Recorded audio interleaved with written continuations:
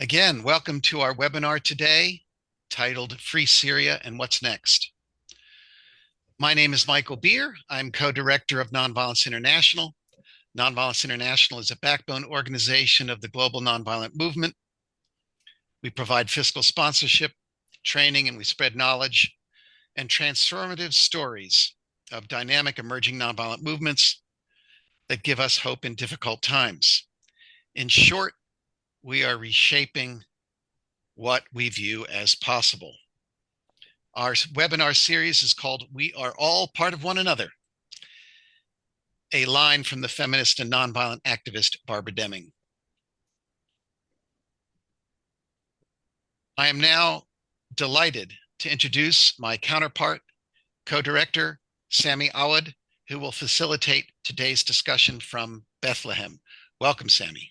Thank you, Michael, and thank you everyone for joining us. It is a pleasure to be with you today, to see so many faces, so many wonderful people that we know and have supported the global nonviolence movement.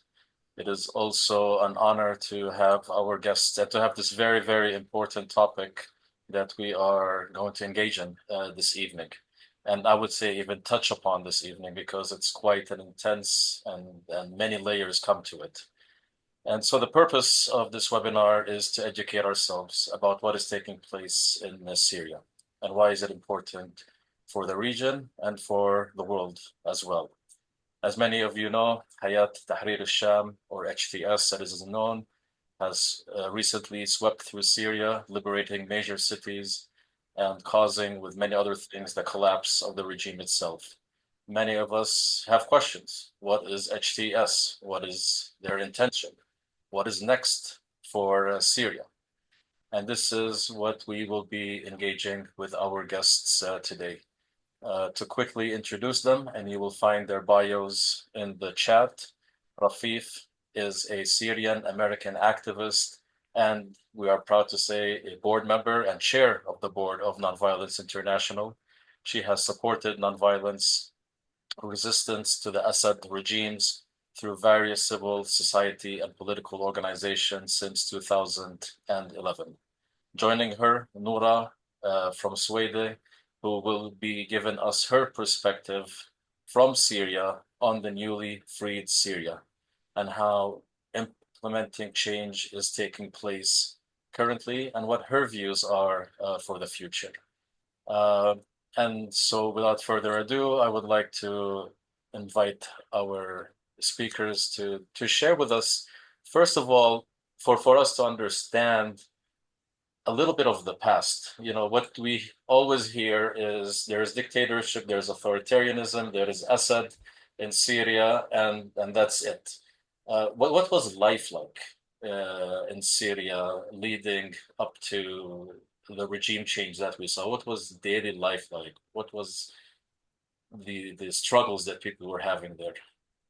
Maybe Rafif, if you could begin by sharing.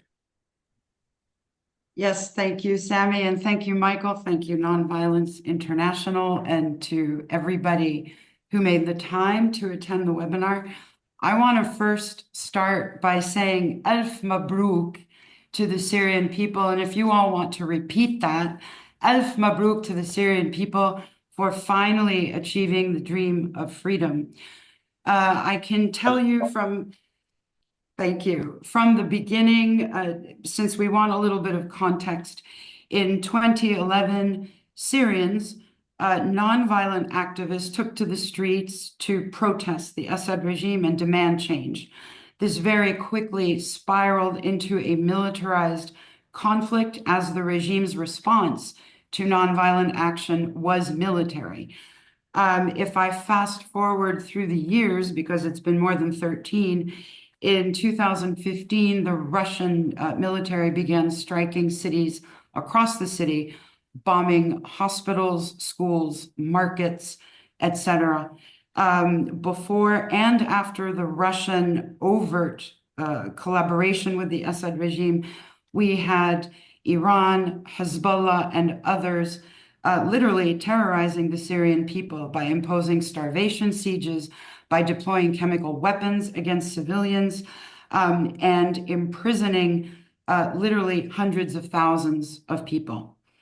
if we fast forward again to December 8th, HTS did manage to sweep through the country and liberated Damascus in the final push to have Bashar al-Assad escape from Syria, and the country officially became free.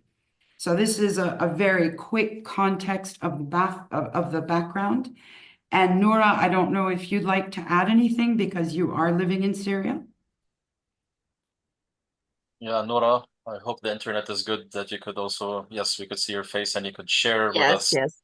what was life like Okay. in Syria until December of this year. How was it for you to live Uh, there? to live in Syria before the fall of al-Assad was we cannot describe the situation of Syrian people. If we want to say that it was very hard, it's not enough. It was um, all the people were fearing the regime and their detention, battles, conflicts all around the Syrian region, and um, and this is all. Yeah. Now we are free. وألف مبروك. Thank you everyone for joining today. Good evening and good morning. Yeah, can Nora, can you share with us how you were, what you were hearing on the days as the change was happening, as the regime was collapsing, what was going through you and your family emotionally? What were your feelings at that time? What were you hearing? Yeah, one word. It's a dream coming true. This is the words of my family, my friends, and everyone around me. Actually, the fall of the Assad regime was a monumental event in Sweida here, and as it was in all Syrian region. Um, uh, yeah, of course, like elsewhere, the governorate witnessed chaos, and it was only for one day, a single day. But after that, civil society and local community quickly stepped in to take their roles by organizing. Numerous actually group began organizing and networking from managing queues at bakeries, guarding institutions, public institutions, and the efforts they made, it was huge. I wasn't expected actually this. To be organized. These groups are newly formed. There were other that were working in Sweida earlier, but the work was great. Everyone looking for peaceful life without weapons, without fear.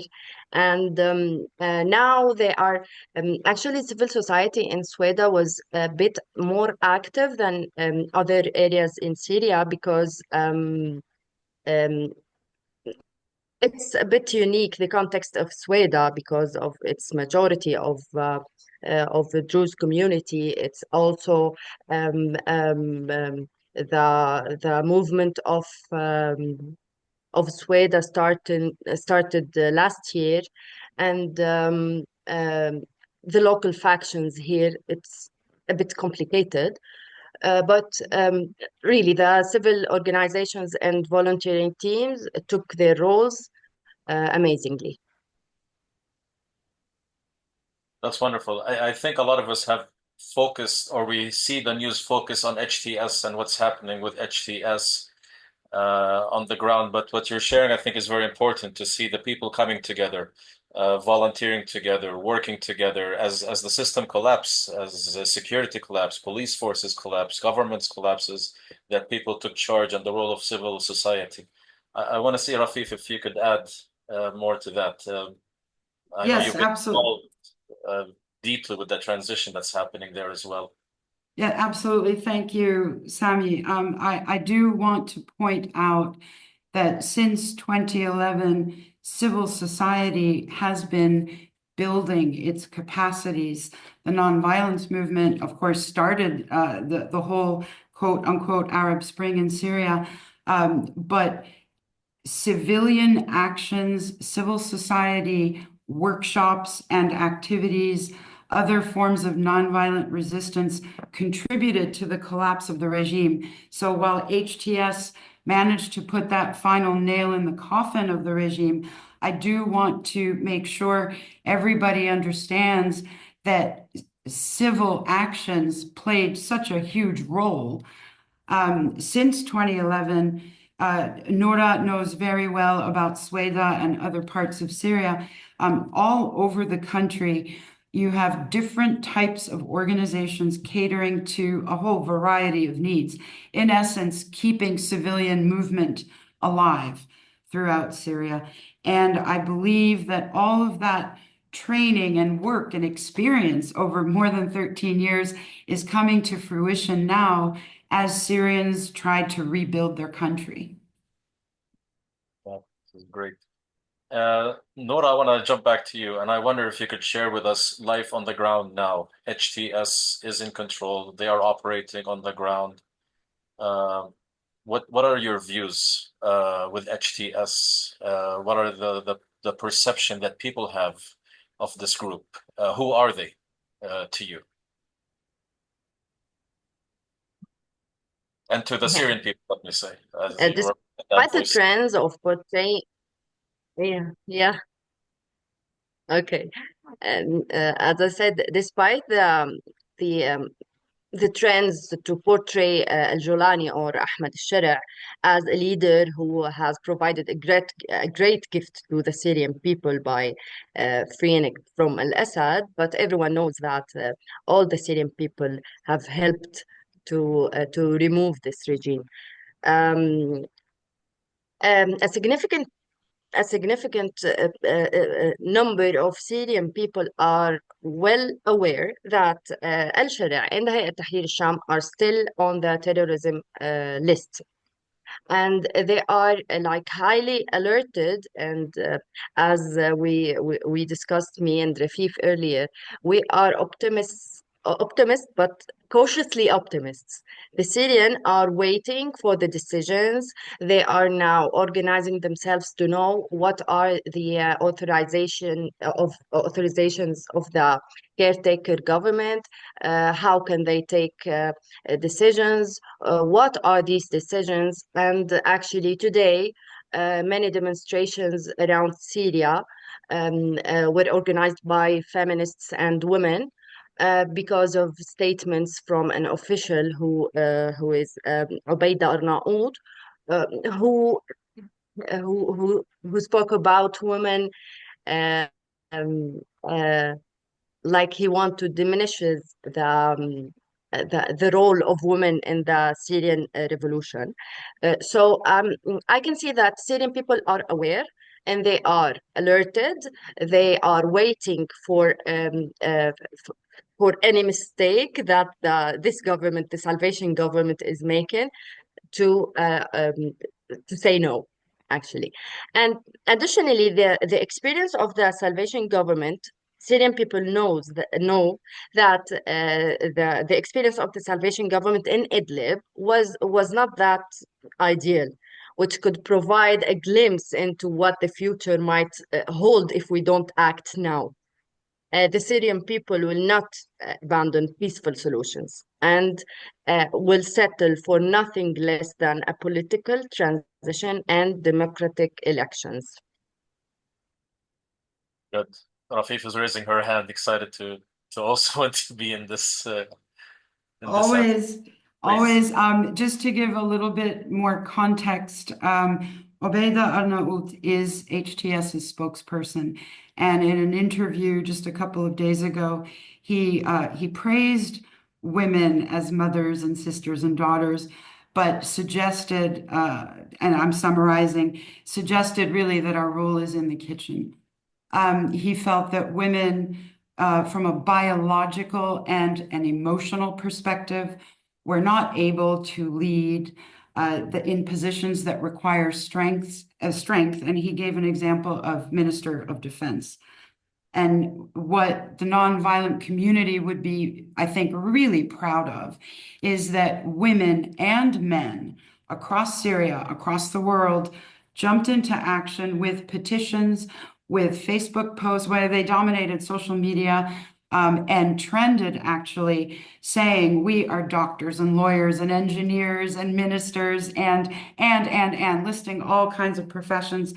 And to Noura's point, we will not go back to dictatorship. We will not accept this. And women are demonstrating all over Syria this week and next. So the hope is that this spokesperson retracts, apologizes, and corrects himself on the facts. Wonderful.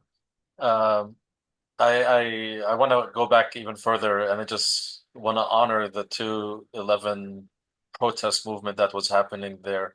As we were watching the Arab Spring, that sense, that feeling, the revolution that was taking place, the creativity of music and sound and activism and actions that was so prominent throughout Syria was amazing.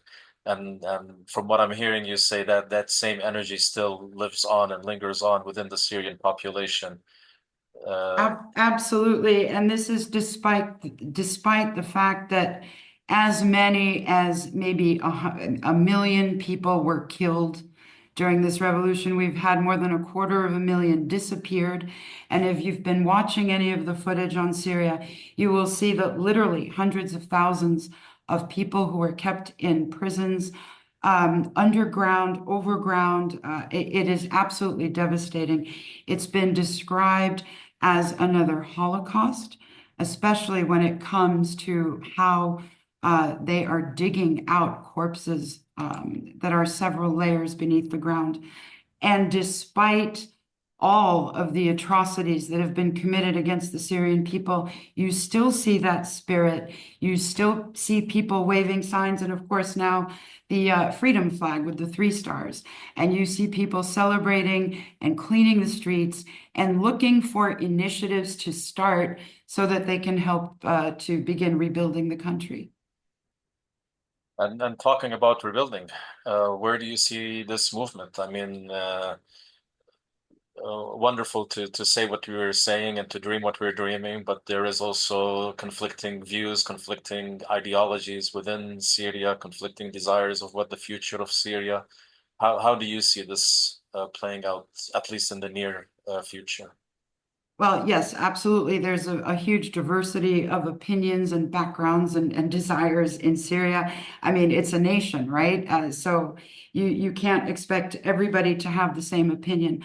I think where Syrians are pretty much unified is in that they would like a united Syria that is inclusive of all Syrians, that is bound by human rights and the rule of law, that has a constitution that requires separation of powers, including an independent judiciary, etc.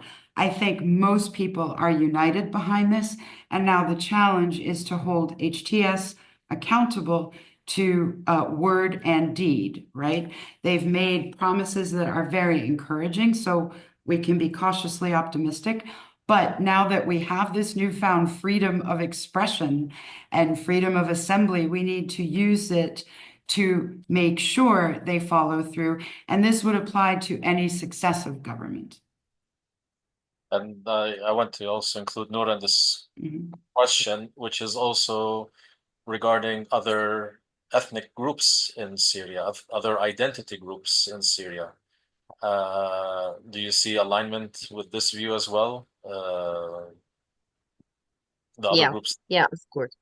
Yes. Of course. All Syrian people are now united. They all have the same speech that we want Syria as one. We are Syrians, not Druze, not Christians, not Muslim. We are all Syrians, and we are working towards this idea. Now, there is a positive idea here that media is now present in Damascus and in Syria. It's not now it's not forbidden to take pictures and interviewing people to to know their views and their ideas, like it was when the Assad regime said no to other and foreign media. Now we can elevate our voices. We can say no when we have to say no. And as Rafif said, we have a freedom of speech, freedom of assembly, and we are now ready to say and to use all these means to serve our cause, which is Syria for all Syrians, not for all for any minority or majority.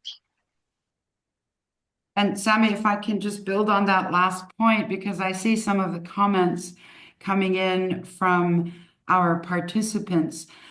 One thing that many of us are trying to do away with is this notion of protecting minorities.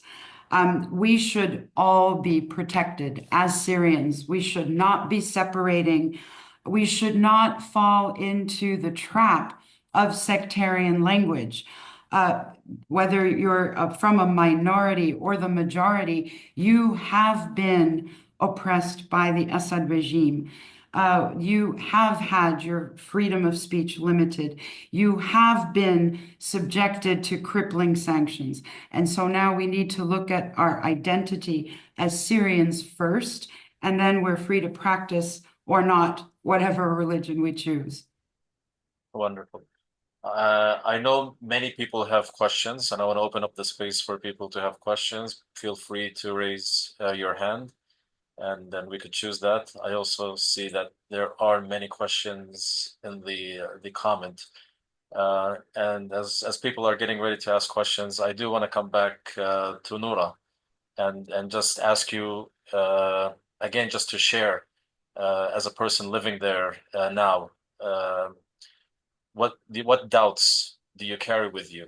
What fears do you have with you? I know there's the excitement about where we are now and where we're going, but being there, living there, and seeing repeatedly violence take place in Syria, how are you taking care of these things and these feelings within you? If you could share a little. Me and all the Syrians share the same feelings. We are optimists, but we are optimists, but we are cautiously optimists, as Rafif said. Yes, many risks are ahead. We know that conflicts do not end overnight. We have real work to do in Syria for Syrian. We are free to do this work now. I want to elaborate a little bit about the work of Syrian civil society outside Syria, like Baytna. I'm part of Baytna since 3+ years. It worked for Syrian people and for Syrian groups and civil society organization here in Syria, capacity buildings, trainings, implementing projects.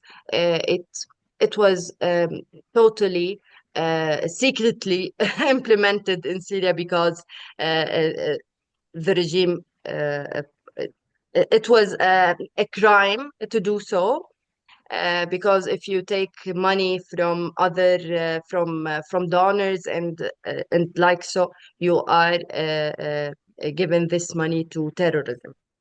So now these efforts of Syrian civil society organization like Baytna and others are coming true. Now we are implementing this knowledge we took all over the past years to implement the nonviolent actions we have to do now, because Syrian people do not want to be violent.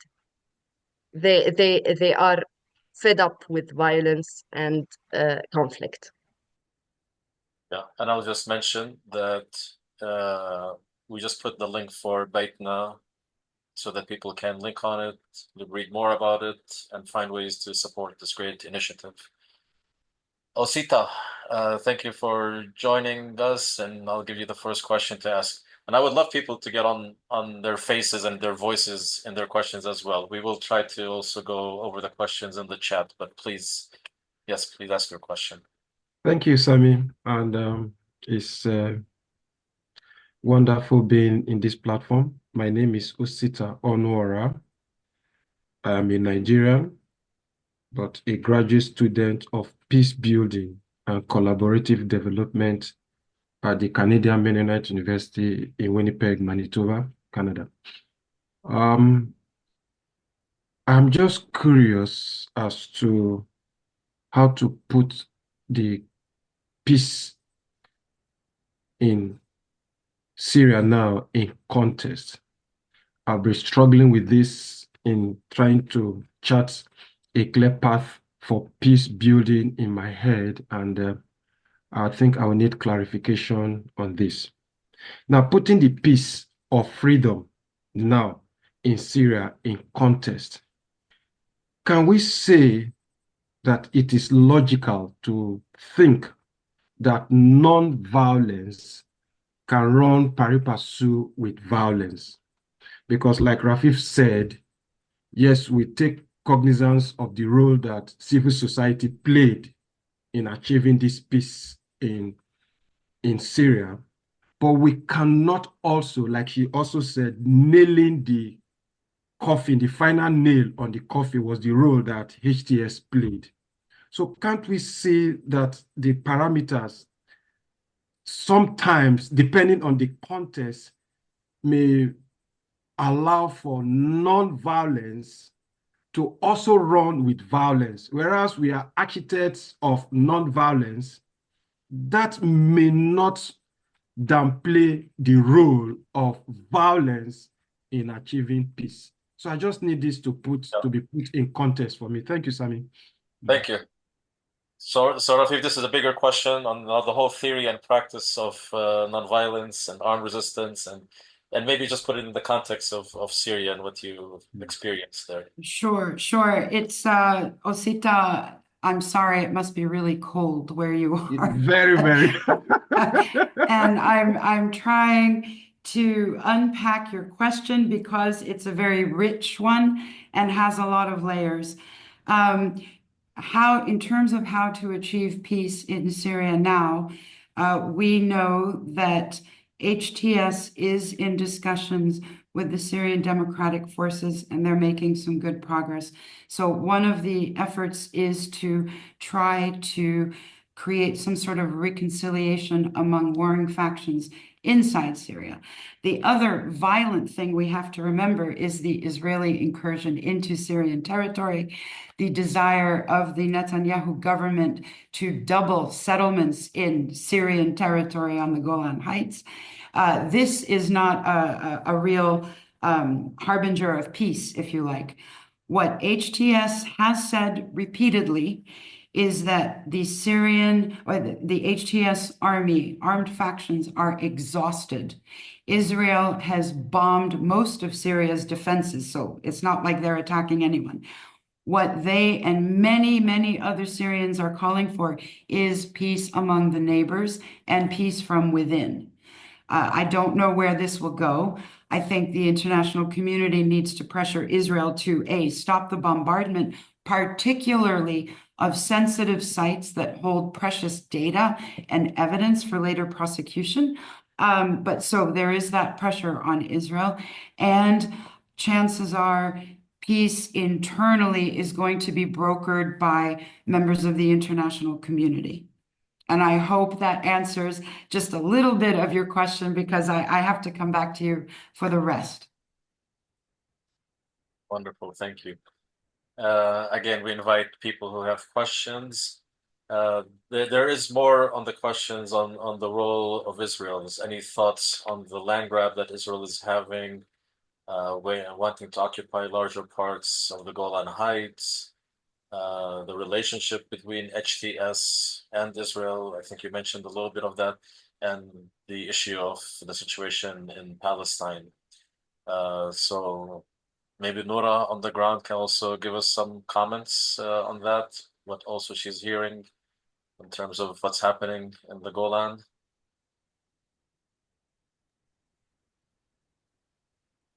Yes, I can give a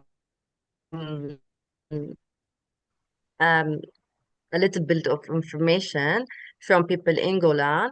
Israeli forces took yes, new places there, but the statements were because the situation in Syria is not stable yet, so we're going to do that, and then after they form a government, a transitional government, we will get back.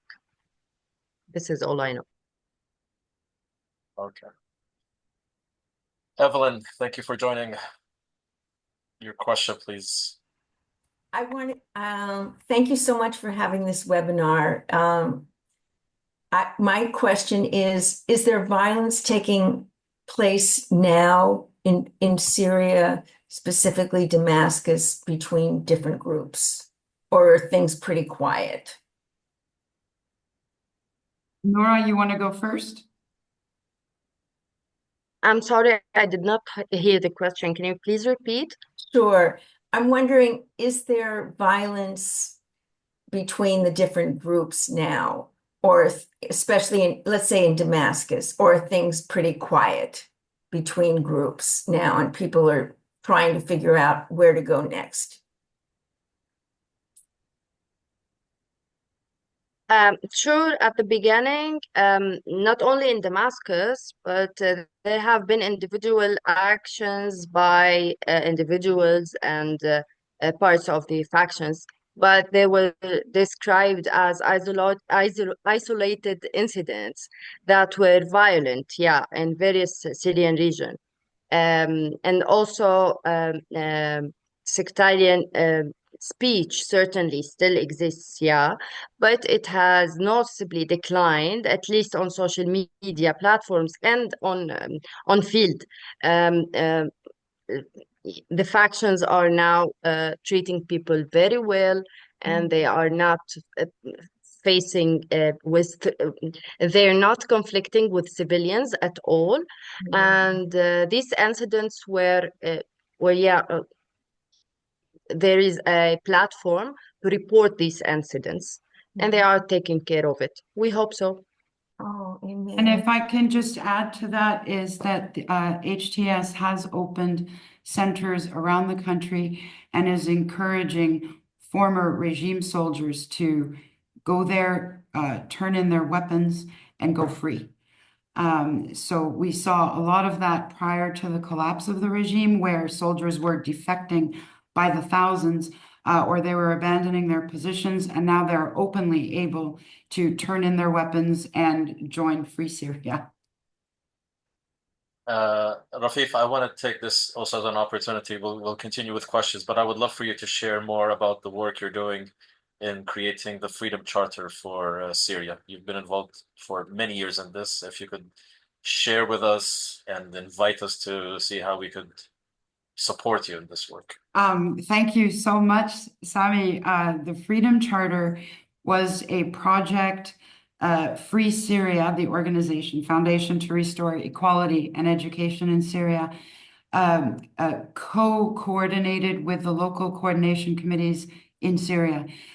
For context, the LCC was the largest network of secular nonviolent activists and were largely behind the peaceful protests and then a lot of the civil society initiatives.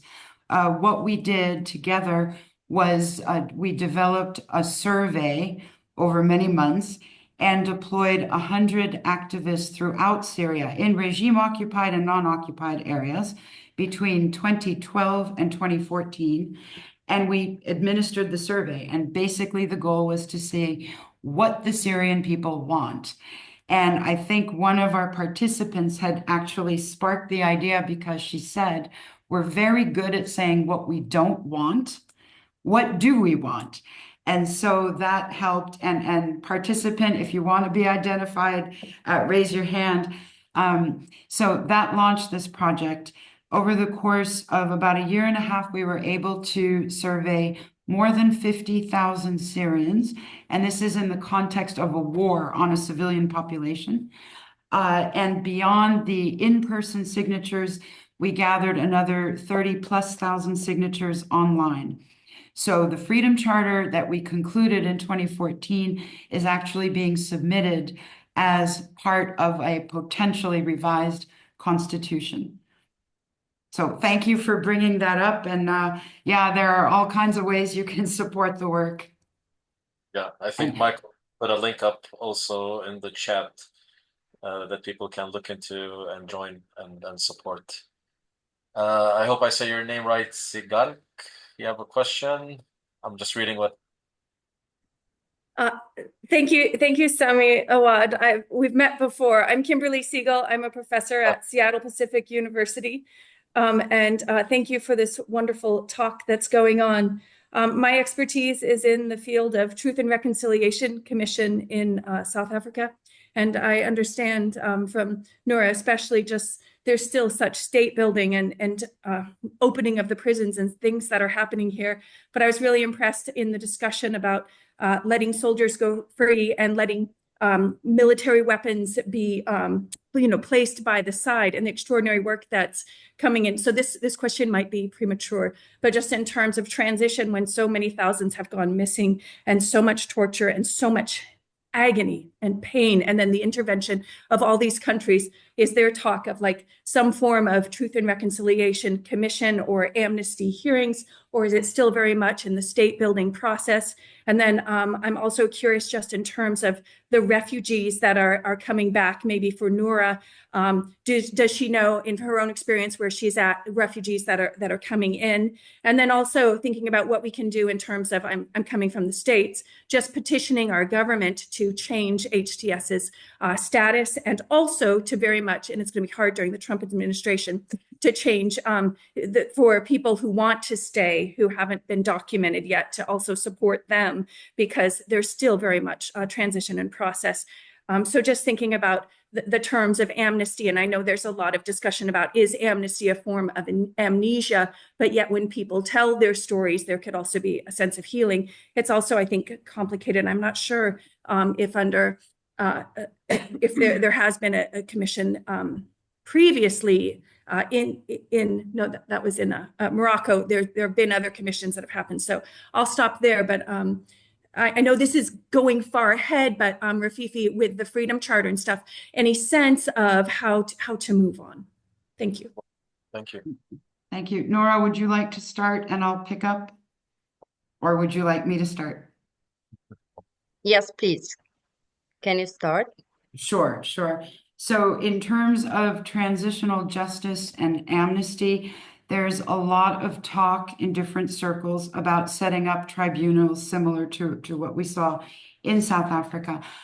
Transitional justice is further complicated in Syria because most of the people who were shooting at protesters or besieging neighborhoods were doing so in response to direct orders. And in the Syrian context, you always had a band of soldiers who were the forward soldiers, and behind them was another group of soldiers who were ready to shoot the forward lines if they didn't comply. So the thinking is a little bit different here. Many people were forced to engage in inhumane acts. Nonetheless, there does have to be some sort of national project to make sure that those with blood on their hands are brought to justice. And this is an ongoing discussion, and I'm sure there will be groups spreading around Syria very soon. You talked about HTS's status. As we all know, it's currently designated as a terrorist organization. And many of us are applying pressure to both the United States and the international community to delist HTS, because the delisting goes hand in hand with the removal of sanctions. Sanctions were intended to punish a government that no longer exists. And so the end result is that it is civilians on the ground who are suffering from sanctions, right? They need basic humanitarian care. We need to restore basic services like water and electricity, etc. And so we are pressuring, or trying to pressure governments, and maybe can, with your support, to remove those restrictions so that Syria can rebuild. I think there was another question in there, but I don't remember what it was. So can somebody refresh my memory? And then Noura, please pick up. sorry, just one last piece. I know it was a lot. Immigrants, I mean, not immigrants, sorry, people, refugees, like in Turkey, they're kept in camps. And so of course they're going to want to come back. And then others who have jobs and are working for documentation, just maybe for Noura or for yourself, what do you see in terms of the movement of peoples? Thank you. Noura, you want to take that?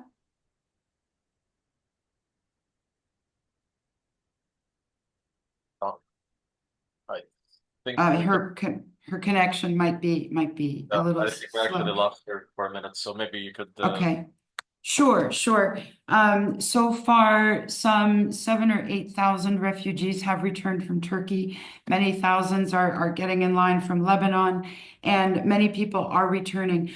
But one of the bigger problems is when you have so many millions of refugees and the extent of the bombardment in Syria is that many of those refugees don't have a place to go to.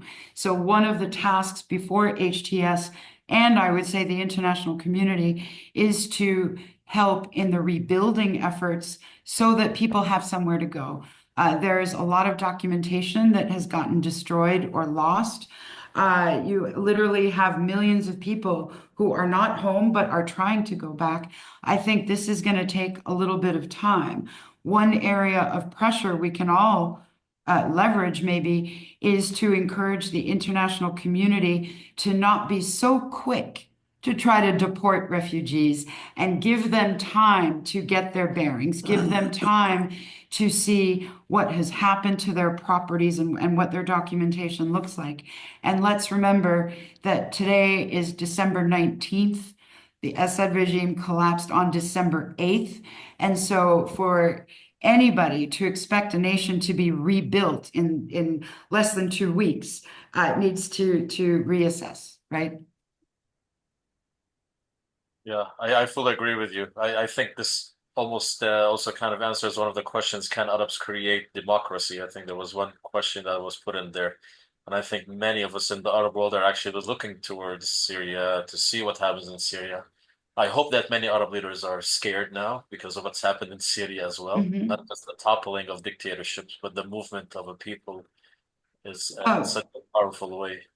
Right, and I think it needs to be a democracy that is created by Syrians for Syrians. I don't think Syrians want to take a template from the United States, especially in today's political climate, or from many European countries, again, in today's political climate. And so I think as long as we create a context that is based on human rights, the rule of law, equality for everybody across all citizens, regardless of ethnicity or religious background or gender or anything, right? Pure human rights. I think we can craft a democracy Syrian style. And, optimistically, that might be a blueprint for other countries, especially who may decide to extend the Arab Spring. And especially having different diverse groups within a society, each coming with their own culture, habits, ways of life, traditions. How do you encompass all of this into a space of respect and equality? Raushan, you had a question. Raushan is one of our interns at Nonviolence International. I just want to ask, and you can answer briefly, how does the leadership in Syria right now perceive the public opinion regarding relations with the United States, especially in the light of US supporting Israel? And how do they address concerns about HTS and its impact on these relations? Oh my gosh, that's a really deep question. So let's try to unpack that. I think it's too early to predict anything, really, right? We're talking 8 or 9 days into a new country. So I think it's too early to predict. HTS has made public comments about not wishing to attack Israel, about wishing to have peace with all neighbors. Many Syrians have expressed that same opinion. So I think I would have to leave it at that. The US relationship with Israel, Arabs around the world are stunned by unqualified total support for Israel in spite of human rights violations. The Israeli activities in Gaza have been reported as genocide. Syrians are traditionally extremely sympathetic to the Palestinian cause, but I think right now Syrians' focus is going to be internal, and then we can start talking about the rest. I do see, I think, was it you, Michael, who said that Syria is not exclusively Arab? Of course it's not. Syria is made up of many different communities and ethnicities, and the goal in Free Syria is respect for all, and all are active citizens who participate in the fate of their country. Just want to check if Noura is back with us or not. I saw her come on. Yes, I'm back. Yes. I lost connection. I'm sorry. We have problems with the internet and the electricity, you know. I'm really sorry. We're just happy that you're able to be with us. There is a question on self-governing and what that looks like, You, especially if that is an opportunity for the Kurdish community in the northeast of the country, and how to keep Turkey out of interfering. Would you like to take this on, Noura?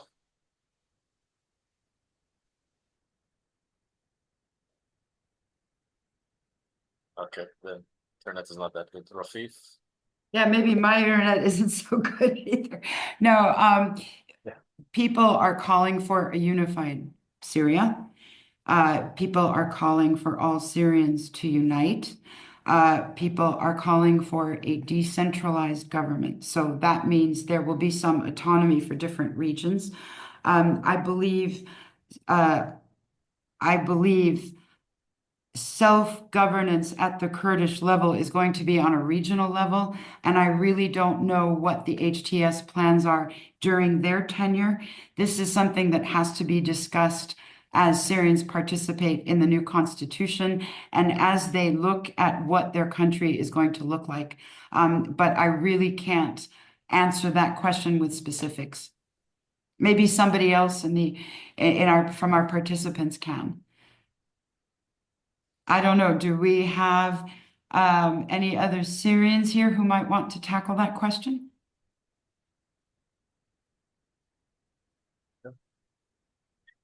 Yeah, I think what you shared with us, just this is so early on in what's happening in the movement and the excitement and the energy.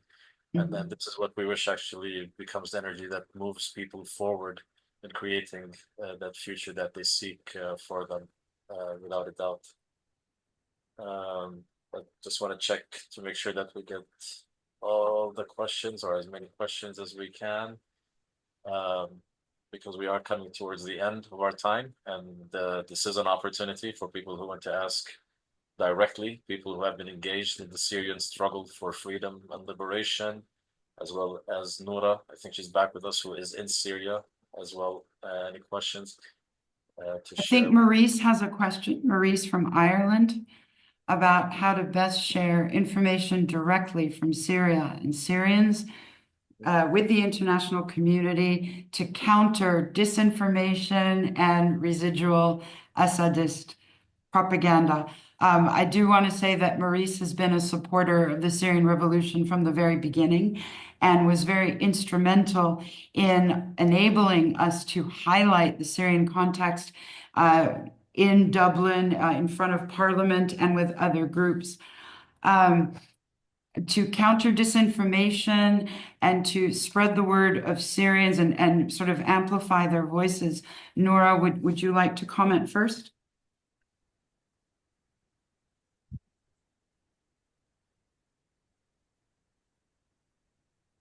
I think we might have lost lost. her again. Yeah. So I think the answer is to keep doing what you're doing if you are writing or There is a speaking about delay. Syria. Go ahead, Okay, Noura, go ahead.